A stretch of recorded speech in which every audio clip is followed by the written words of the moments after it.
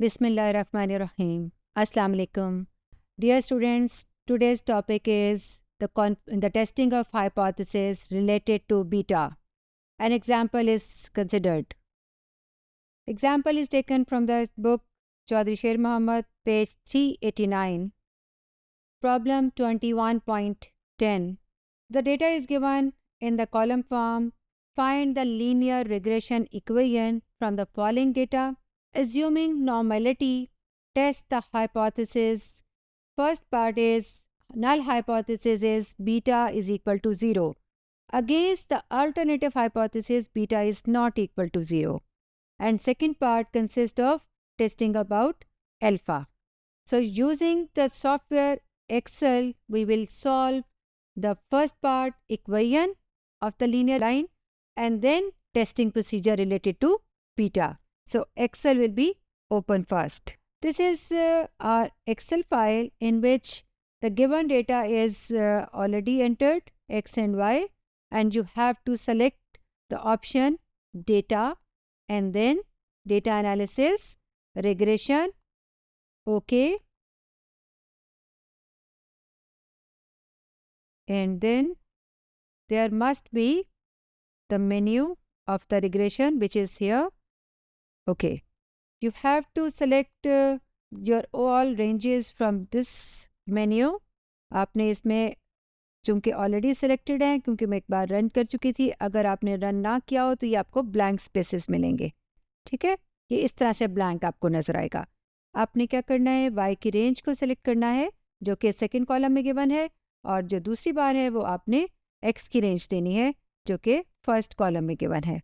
दोनों अगर आपने उलट कर दिया तो आपकी regression line y on x नहीं होगी बल्कि x ऑन y हो जाएगी. गलत वो भी नहीं होगी, लेकिन रिलेशनशिप आपने जो फाइंड करना है वो y ऑन x का करना है. ठीक है जी. लेबल्स को चेक बॉक्स करके हमने यहाँ से ओके किया.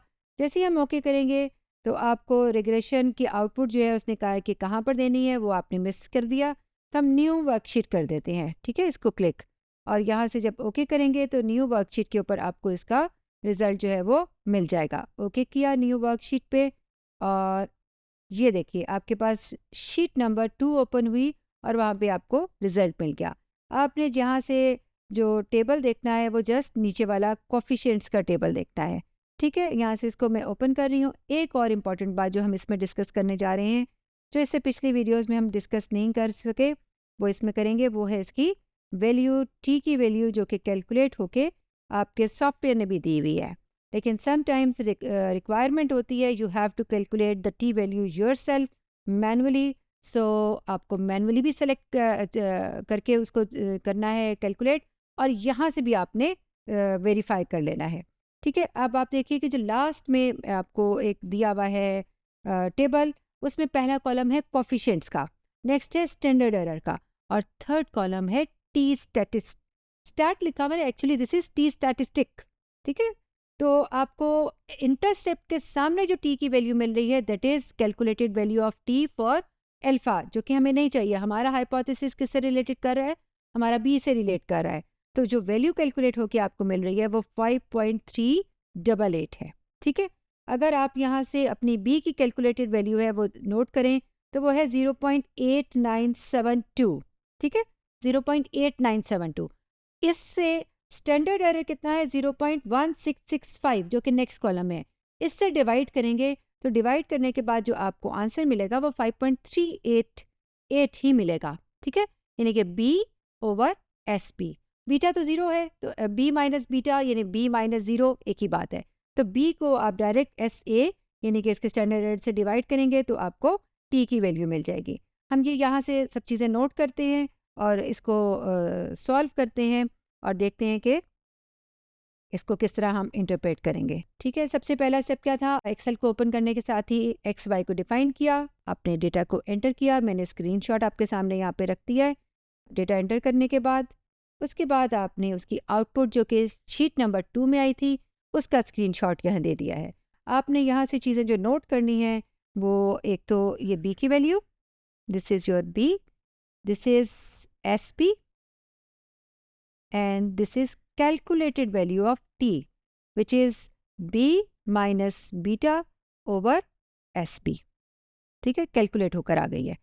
ठीक है, अब आप देखिए कि आपकी वैल्यू 5.388 है, जो आपको इन दोनों को डिवाइड करने के बाद ही मिलेगी। ठीक है, 0.897 माइनस 0 जो कि बीटा की वैल्यू है ओवर 0.1665, तो आपको जो आंसर मिल रहा है वो 5.388 है। ठीक है, अब आपने क्रिटिकल वैल्यू को देखना है, जो कि आप टी की टेबल से देखेंगे।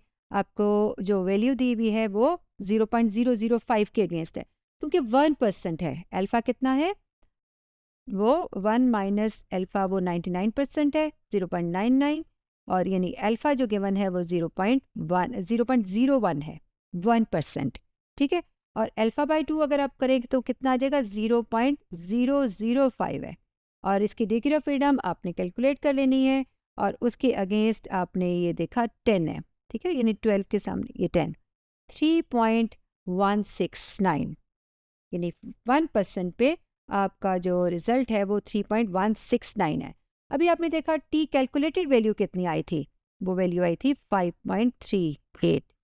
क्या ये 5.38 और 3.169 इनको कंपेयर करें तो आपको लग रहा है कि ये वैल्यू 5.38 आपकी शेडेड एरिया में चली जाएगी। अगर मैं इसको यहाँ पर ड्रॉ करूँ तो इस तरह से आएगा, दिस इज़ 3.169, और आपकी जो वैल्यू है वो इस तरफ आ गई। ठीक है, और ये आपका नेगेटिव साइड से भी इस तरह से कैलकुलेट हुआ, तो यहाँ से आ गई -3.169। ठीक है, और आपकी जो वैल्यू है 5.38 वो नंबर लाइन पे देखें तो 3.169 से आगे की तरफ आएगी, तो किस रेंज में चली जाएगी, ये रिजेक्शन रीजन में। So you will reject H0 and conclude that beta is not equal to 0। जब बीटा 0 के इक्वल नहीं है तो इसका मतलब है रिग्रेशन अप्रोप्रिएट है, रिग्रेशन को इस पे अप्लाई करना ज़रूरी था, इन एक्स और वाई में रिलेशनशिप एग्जिस्ट करता था। जब भी बीटा रिजेक्ट होता है इट मीन्स कि रिग्रेशन को सपोर्ट मिलती है, उसकी सिग्निफिकेंस ज़ाहिर हो रही होती है। तो आपने ये हाइपोथेसिस में बीटा को पहले लिखा 0 और बीटा नॉट, ये beta is not equal to 0, यह हाइपोथेसिस का एक पेयर हो गया। सेकेंड स्टेप 0.05, आई थिंक ये 0.01 है आपकी स्टेटमेंट में। ठीक है, 0.01। उसके बाद है आपका टेस्ट स्टेटिस्टिक जो कि कैलकुलेट हो गया, आ गया 5.388। ठीक है, ये आपकी क्रिटिकल वैल्यू टेबल से आ गई, और आपने देखा फिगर से मैंने आपको बता दिया कि ये रिजेक्ट हो रहा है, और रिजेक्ट होने का मतलब है रिग्रेशन इज़ सिग्निफिकेंट। ठीक है जी, थैंक यू सो मच।